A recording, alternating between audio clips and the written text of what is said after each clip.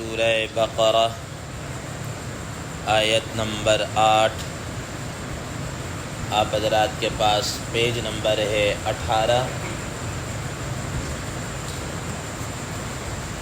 اعوذ باللہ من الشیطان الرجیم، بسم اللہ الرحمن الرحیم۔ ربنا لا تزغ قلوبنا بعد إذ هديتنا وهب لنا من لدنك رحمة إنك أنت الوهاب۔ ربنا إنك جامع الناس ليوم لا ريب فيه إن الله لا يخلف الميعاد۔ صدق الله العظيم۔ اللهم صل على محمد النبي الأمي وعلى آله وسلم تسلیما کثیرا کثیرا۔ محترم سامعین کرام، ان آیات کا ترجمہ اللہ تبارک و تعالی ارشاد فرماتے ہیں، ربنا لا تزغ قلوبنا بعد اذ ہدیتنا، اے ہمارے پروردگار وہ ہمارے دلوں کو ٹیڑھا مت کیجیے، بعد اذ ہدیتنا، اس کے بعد کہ آپ نے ہمیں ہدایت عطا فرمائی، ہدایت دے چکے، وَهَبْ لَنَا مِن لَّدُنْكَ رَحْمَةً، اور آپ ہمیں اپنی طرف سے رحمت خاصہ عطا فرما دیجیے، إِنَّكَ أَنتَ الْوَهَّابُ، بے شک آپ بہت زیادہ عطا کرنے والے ہیں۔ ربنا انک جامع الناس، اے ہمارے پروردگار یقیناً آپ لوگوں کو اکٹھا کرنے والے ہیں، لیوم لا ریب فیہ، ایسے دن جس کے آنے میں کوئی شک نہیں ہے، ان اللہ لا یخلف المیعاد، بے شک اللہ تبارک و تعالی وعدے کے خلاف نہیں کرتے۔ محترم سامعین کرام،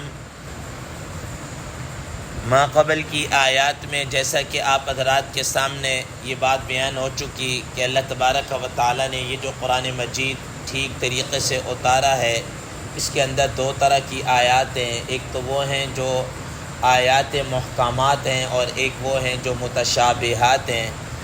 تو نبی کریم صلی اللہ تعالیٰ علیہ وسلم نے فرمایا تھا کہ جو محکمات ہیں ان کو آپ لے لیجئے، اللہ تعالیٰ نے حلال حرام جائز ناجائز، ٹھیک ہے، جو کرنا ہے نہیں کرنا، امر بالمعروف نہی عن المنکر، سب محکمات کے اندر بیان کر دیا، اور متشابہات کے متعلق خود رسول اللہ صلی اللہ علیہ وسلم نے فرما دیا کہ اس کا معاملہ اللہ تبارک و تعالیٰ کے سپرد کر دو۔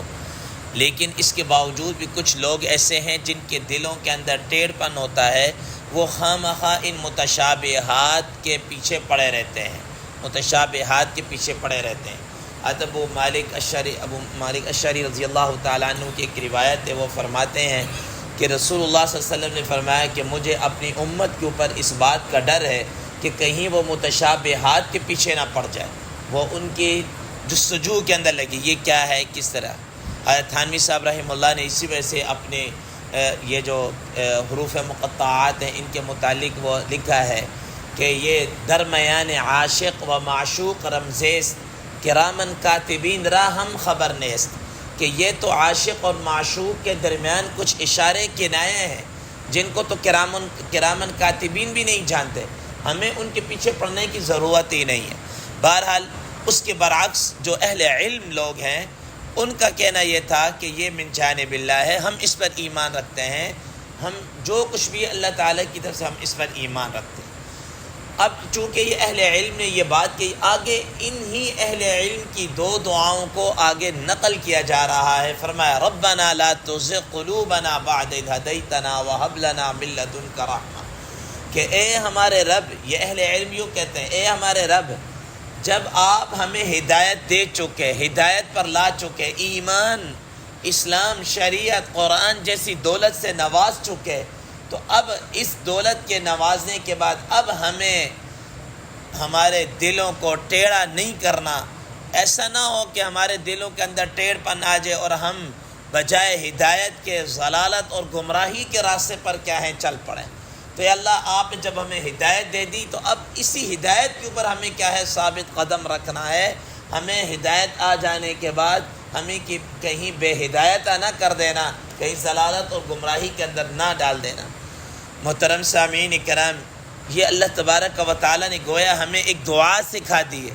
کوئی آدمی یہ نہیں کہہ سکتا کہ میں ہدایت پر آ چکا ہوں تو اب 100% میں ہدایت پر ہوں اور مرتے دم تک میں ہدایت کے اوپر رہوں گا۔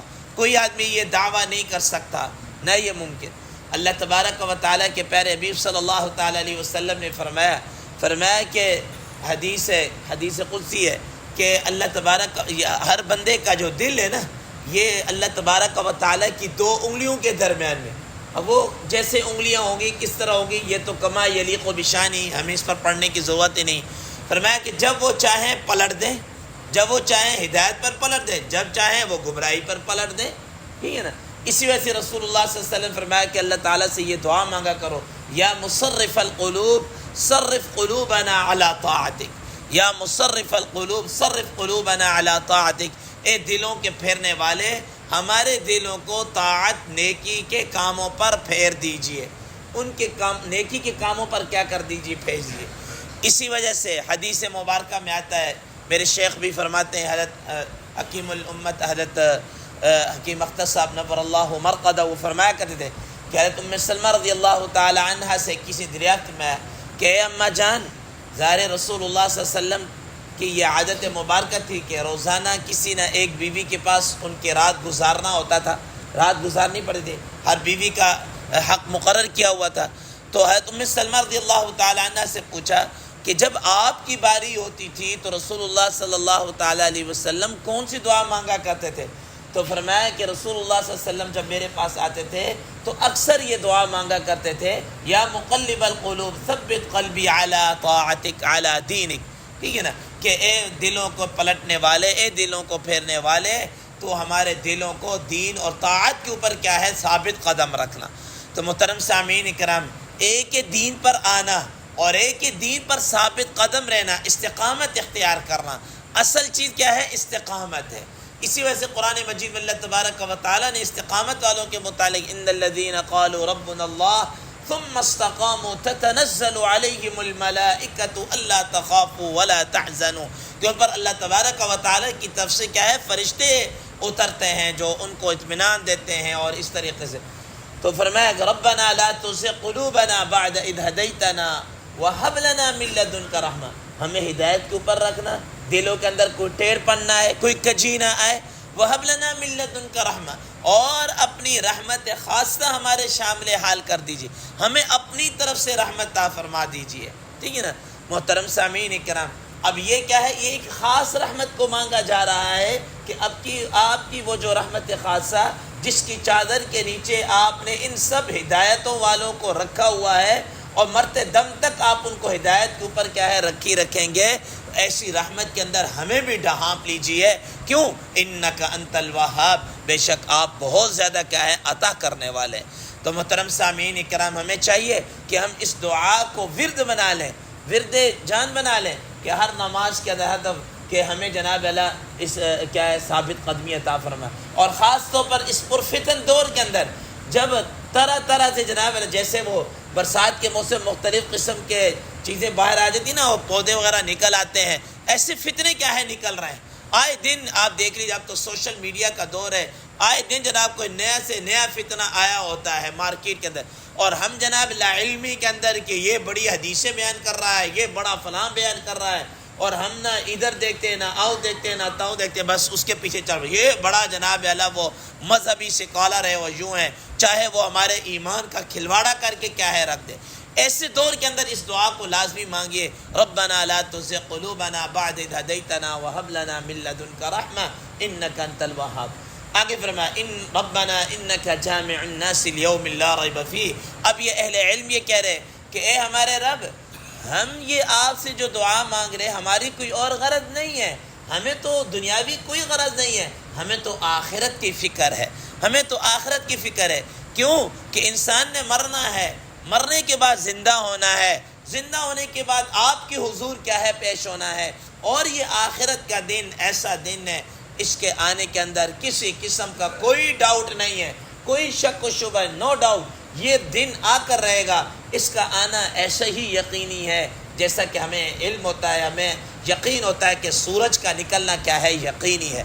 تو فرمایا کہ ربنا انک جامع الناس، اے ہمارے رب آپ لوگوں کو اکٹھا کرنے والے ہیں، جمع کرنے والے ہیں، اکٹھا کرنے والے ہیں، لیوم ایسے دن لا ریب فیہ، جس دن کے آنے میں رتی برابر بھی، ذرہ برابر بھی کوئی شک و شبہ نہیں ہے، کوئی ڈاؤٹ نہیں ہے. یہ آ کر رہے گا. یہ کیا ہے؟ آ کر رہے گا. یہ آپ کا وعدہ ہے اور آپ اپنے وعدے سے خلاف ورزی نہیں کریں. محترم سامعین اکرام، قرآن مجید میں اللہ تبارک و تعالی جا بجا اس عقیدے کو، آخرت کے اس تصور کو، اس کنسپٹ کو بار بار بیان کیا کہ یہ آئے گا، یہ احتساب ہوگا، یہ یوم الحساب آئے گا، یوم القیامہ آئے گا.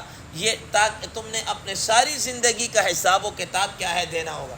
تو اس قرآن مجید کے ایک اور مقام اللہ لا الہ الا ہو لیجمعنکم الی یوم القیامۃ لا ریب فیہ. اللہ کے علاوہ کوئی معبود نہیں. یاد رکھنا اللہ تبارک و تعالی بتاکید فرما رہے ہیں ضرور بضرور تمہیں ایسے دن اکٹھے کریں گے. ومن اصدق من اللہ حدیثا، اللہ سے بڑھ کر کون سچا ہو سکتا ہے؟ کس کی بات اللہ سے بڑھ کر سچی ہو سکتی ہے؟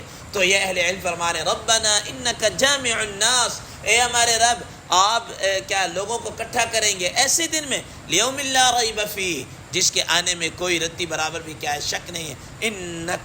ان اللہ لا یخلف المیعاد، بے شک اللہ تعالیٰ اپنے وعدے کے اندر کیا ہے خلاف نہیں کرے. جب یہ آنا ہے تو اب ہمیں پتہ ہے جب آنا ہے اس دن کی ہم نے تیاری کرنی ہے. اس لیے ہمیں یہ ڈر ہے کہ کہیں ایسا نہ ہو کہ ہم وہاں پر ناکام نہ ہو جائیں، کہیں ہمیں جناب روسیا نہ ہو جائیں. اس لیے آپ ہمارے دلوں کو کیا کریں، ثابت قدم رکھ. ہم یہ ہدایت دی ہے، اس ہدایت کو مرتے دم تک کیا ہے ساتھ لے کر جائیں گے. اللہ تبارک و تعالی سے دعا ہے اللہ تبارک و تعالی ہمیں اس ہدایت پر ثابت قدم رہنے کی اور استقامت اختیار کرنے کی توفیق عطا فرمائے. وآخر دعوانا ان الحمد للہ رب العالمین.